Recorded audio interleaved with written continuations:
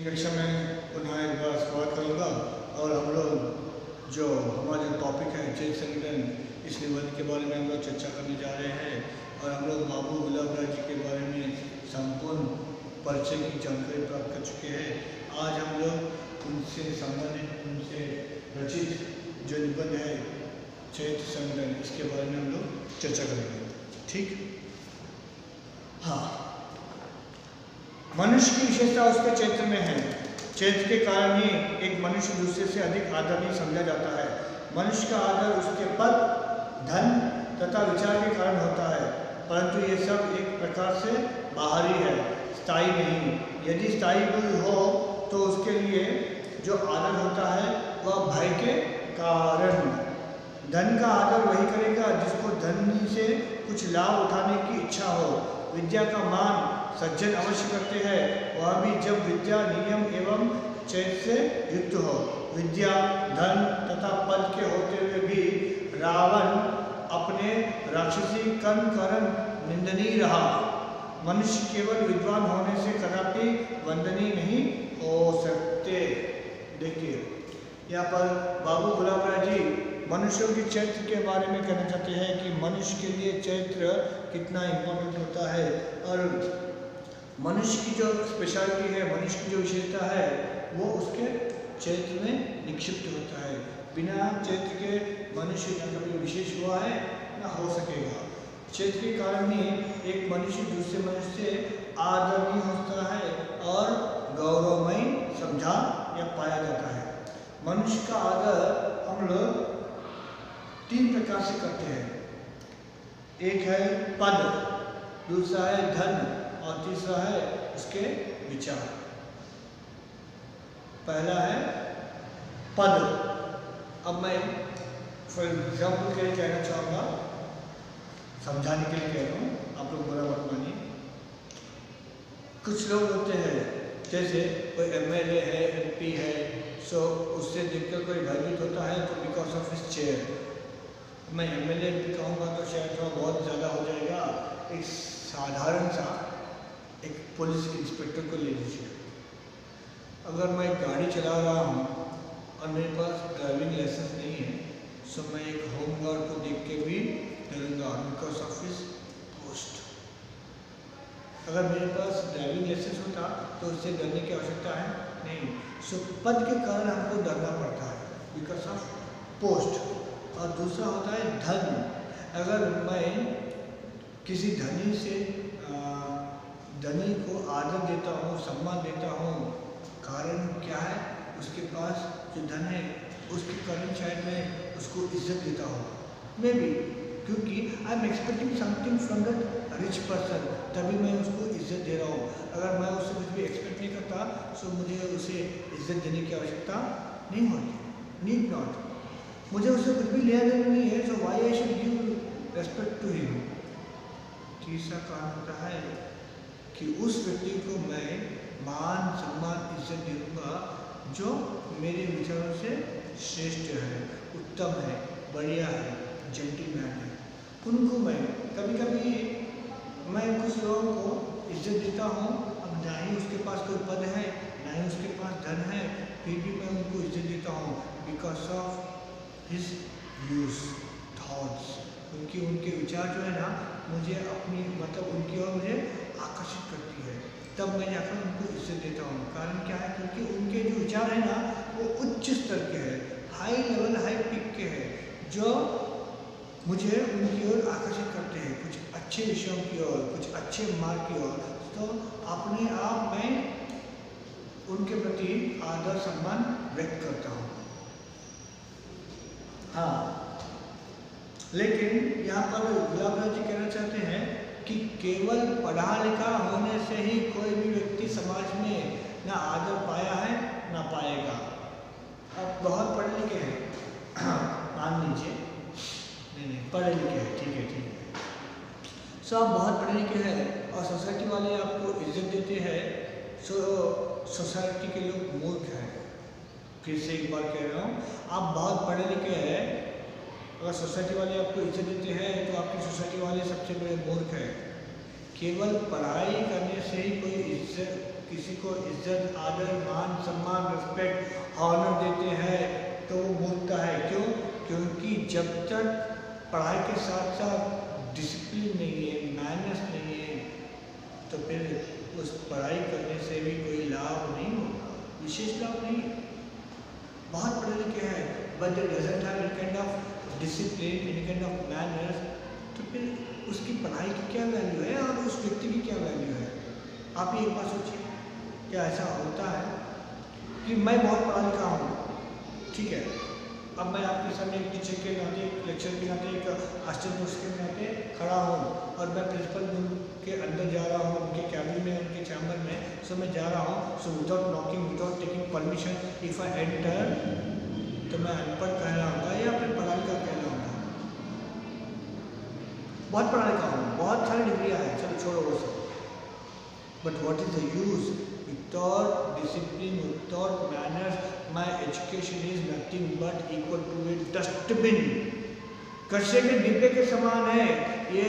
वो जो सर्टिफिकेट है ना, शायद साधारण पेपर हो, सो शायद मूंगफली बांधने में काम में आएगा, लेकिन मेरा सर्टिफिकेट उसके लिए भी टर्न ट्विस्ट नहीं लेंगे, मतलब उससे भी गए गुजरे होंगे।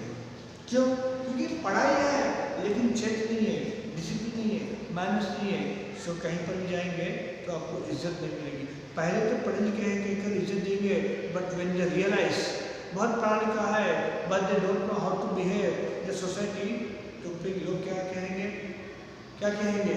अरे इतना पढ़ा लिखा है, इतनी भी बुद्धि, व्हाट से इतना भी अकल नहीं है क्या? अकल हाँ नहीं है क्या? ये प्रश्न करते कि नहीं करते हैं? सो मैं नहीं चाहता कि कल आपके बारे में कोई सेम प्रश्न किया करे।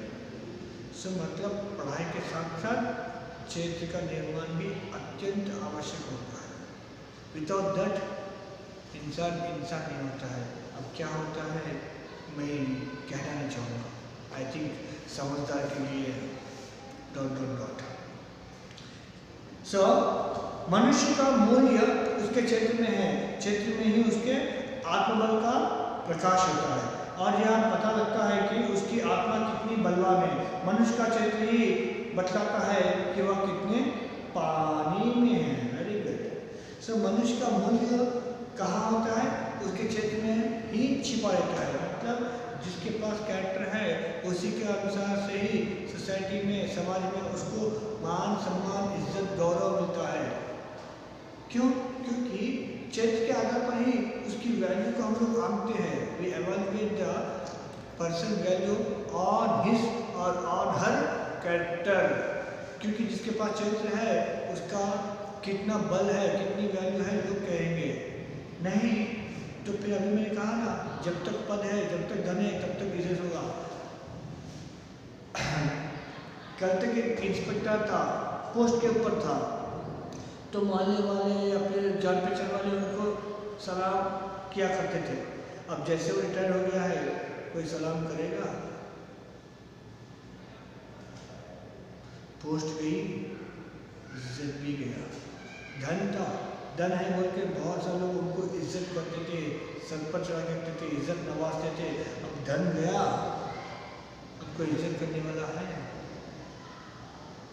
जिसके पास अच्छे विचार होते हैं, अच्छे गुण, अच्छे लक्षण होते हैं, पैसा हो या ना हो, पद हो या ना हो, पहले भी इज्जत करते थे, आज भी इज्जत करेंगे। मतलब मनुष्य की मूल्य कहाँ है?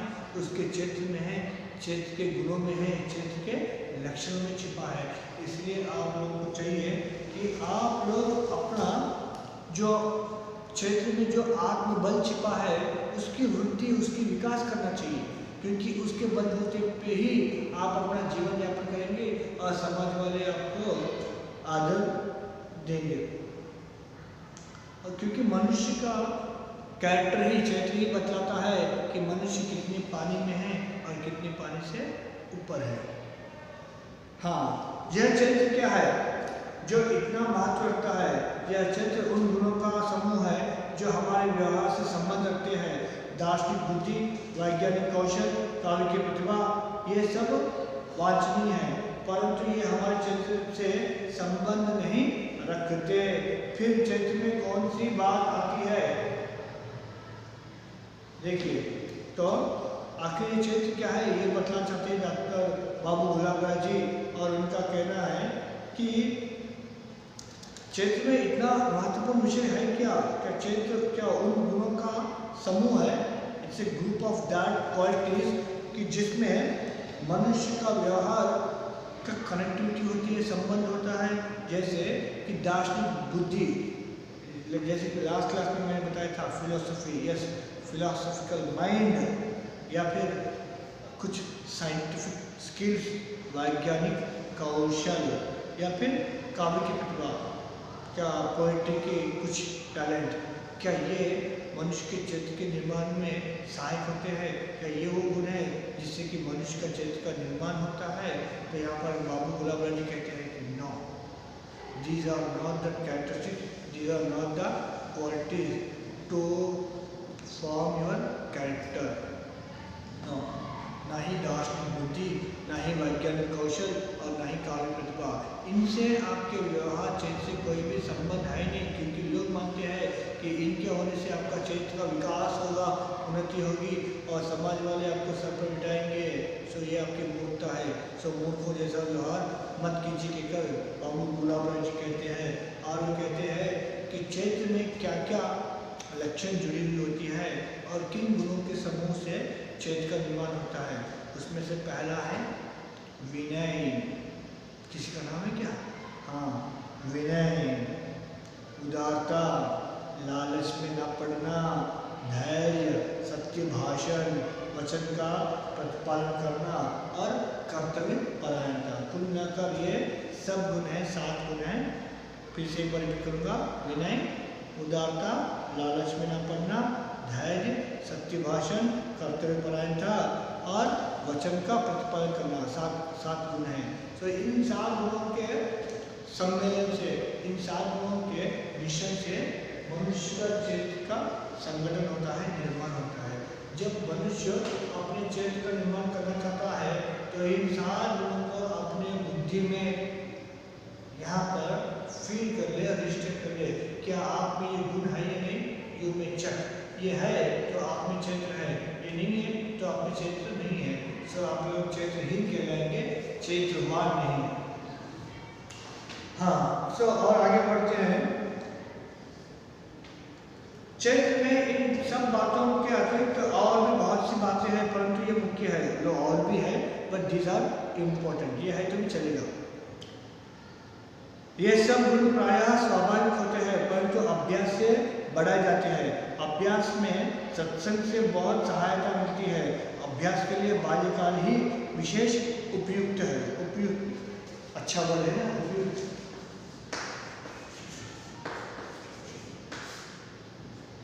हाँ, उपयुक्त है।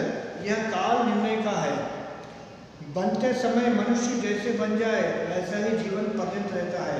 बाल्यकाल में स्नायुएं कोमल रहती है तथा वे अन्य संस्कारों से दूषित नहीं होती। इस कारण उस काल में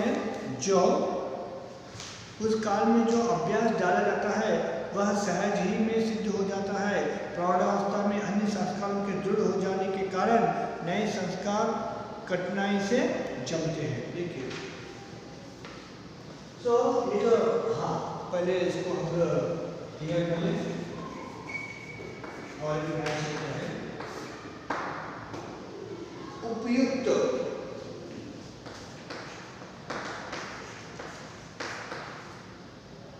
संस्कार घर से हमें बहुत सारे संस्कार मिलते हैं।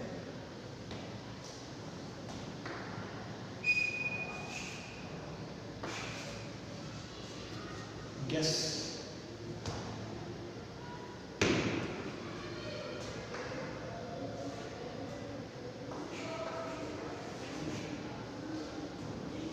I think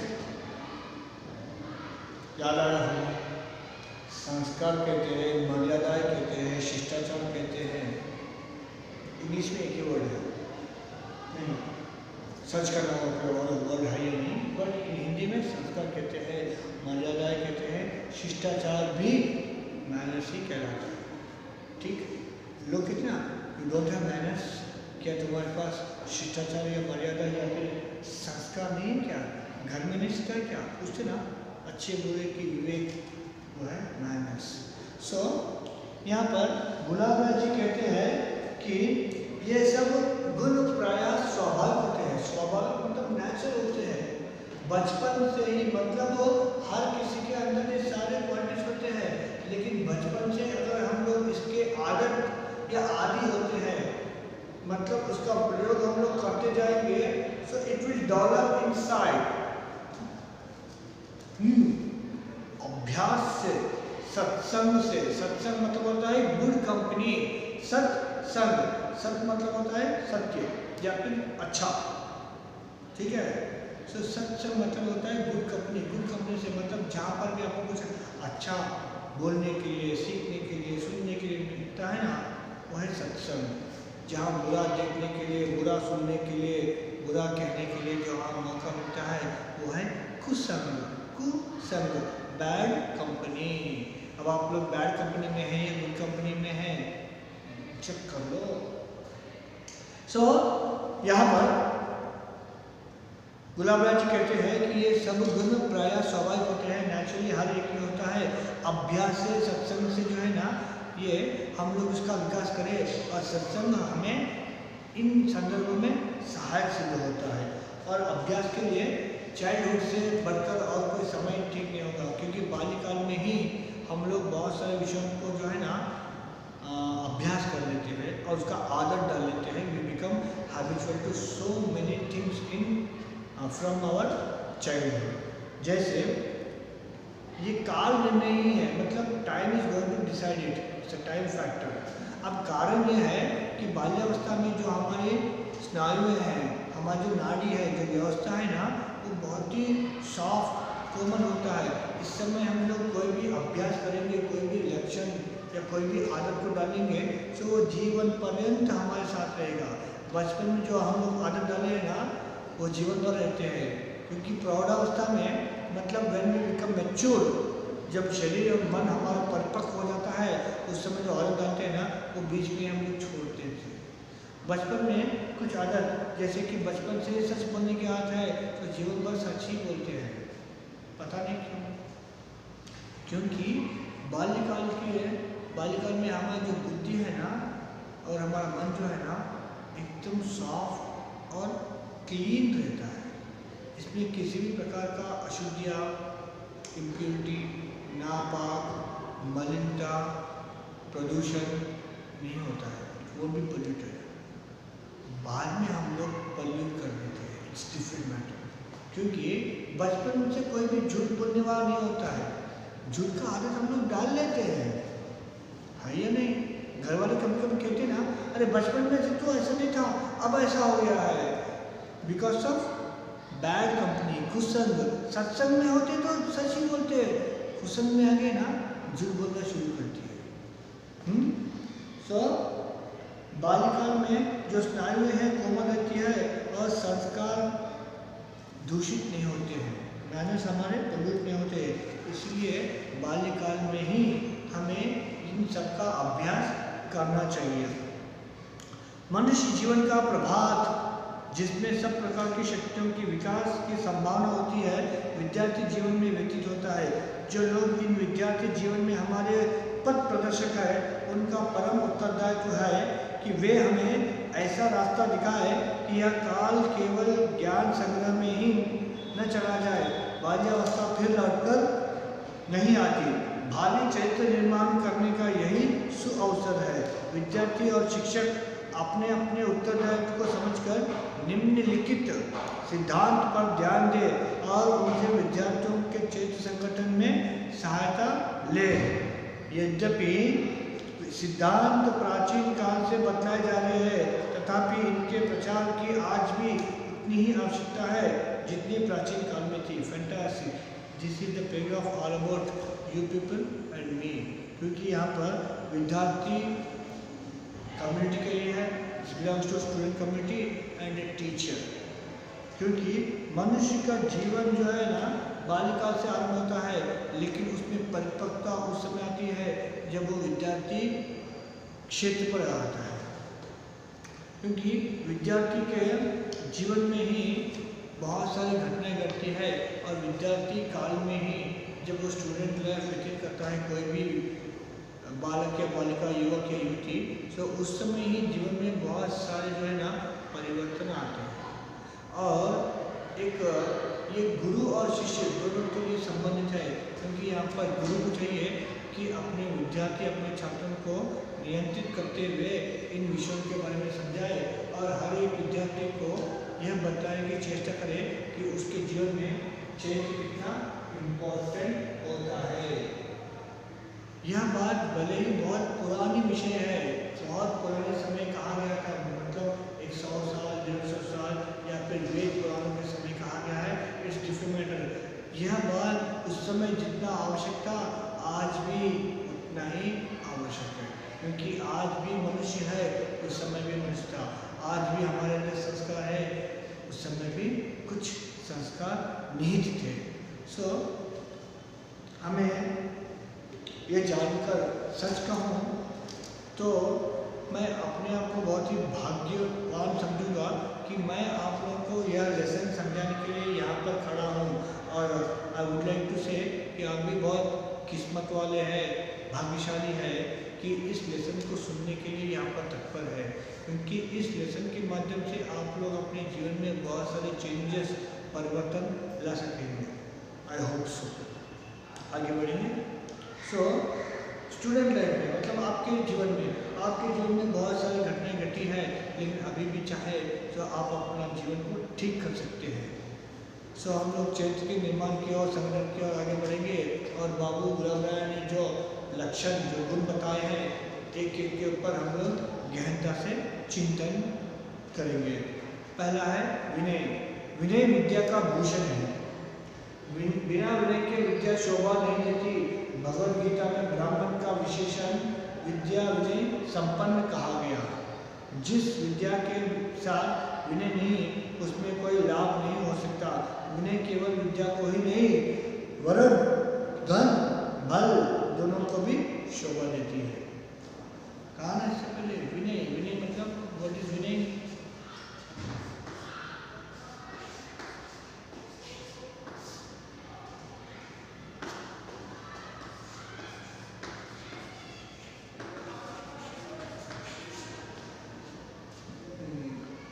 और यू ओबीडियंट करके प्रश्न नहीं करूँगा और नहीं मैं कर सकता हूँ, लेकिन विद्यार्थियों में ये लक्षण, ये गुण होना चाहिए।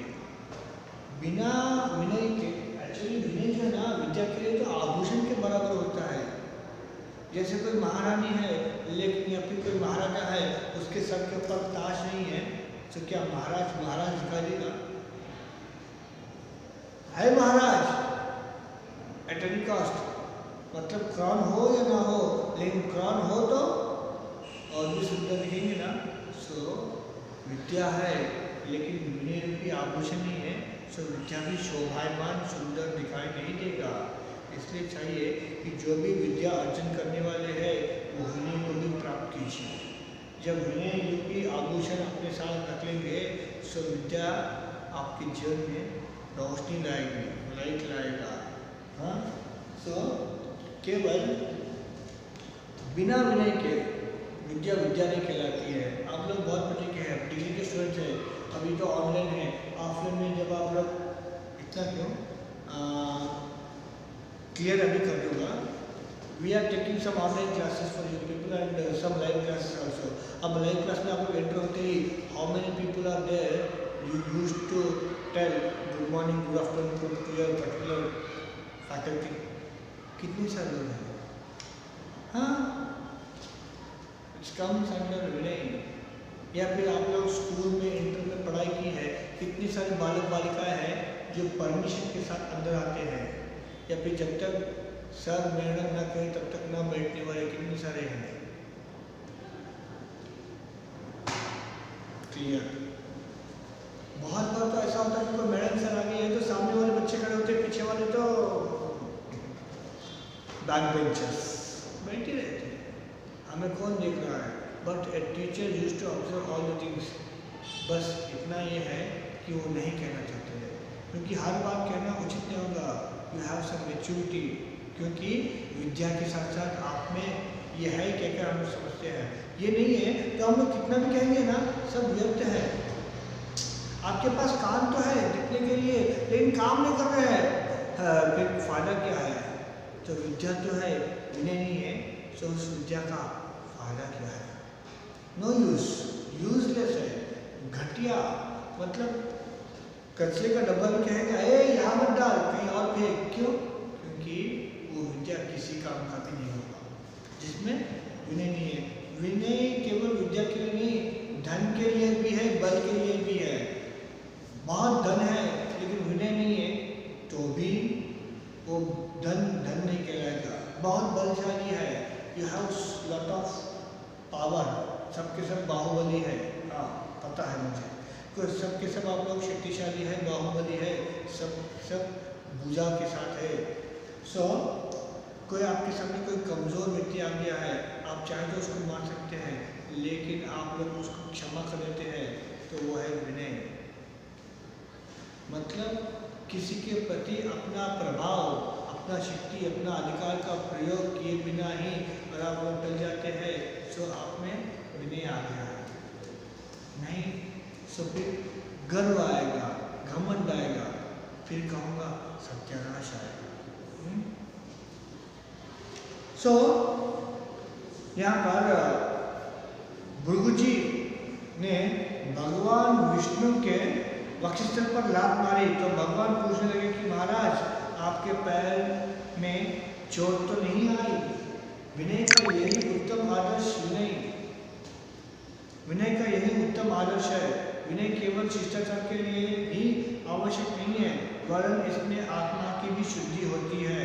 विनयशील मनुष्य अभिमान के दोष से बचा रहता है, नम्र भाव दूसरों में प्रेम भाव उत्पन्न करता है, और नम्र मनुष्य अपने में अपूर्व शांति का अनुभव करता है।